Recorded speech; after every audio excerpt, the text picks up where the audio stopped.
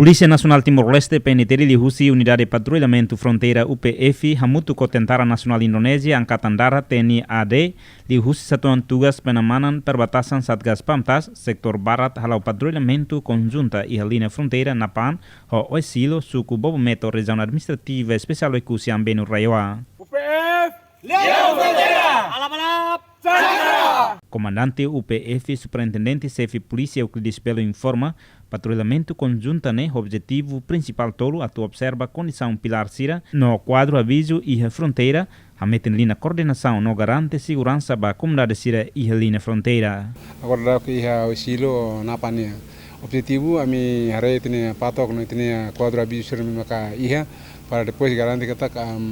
dentro de fulani dane udan musiha itine desenvolvimento infraestrutural garante que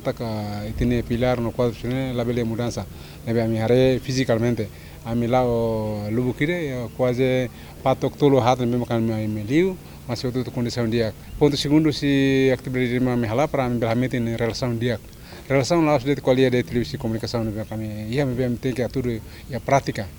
terreno maturo kata sinergi entre TNI ou UPF ne ia também kita bosir no media comunidade ou todo no linha fronteira hari kata atividade me hala terceiro maka tu garanti tin comunidade linha fronteira atu label viola regras nacional kita ia pato kita ia quadro aviso ne sinal kata ideia que tem respeito ideia que soberana nacional também mak no comandante agradece ba disponibilidade dan Satgas TNI ini ane qualquer horas, qualquer tempo ni pronto para ambil cooperar. Também mak agradece hasilnya apoio. Comandante Satgas Pamtas TNI Sektor Barat Letnan Kolonel Art Endis Fahrul Rizal confirma patrulhamento conjunta ne importante atau garante segurança rai ruanian i linha fronteira. Hari ini kita laksanakan patroli gabungan di daerah Napan. Kemudian hari ini kita bersama-sama pasukan UPF, TNI dalam hal ini Satgas melaksanakan patroli di 3 titik, baik itu PBN dan BSP.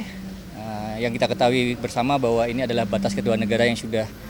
ada di lapangan. Kemudian tujuannya juga seperti biasa kita melaksanakan koordinasi komunikasi, sinergitas antara TNI dengan UPF dalam rangka menjaga keamanan wilayah perbatasan. Dalam rangka menghadapi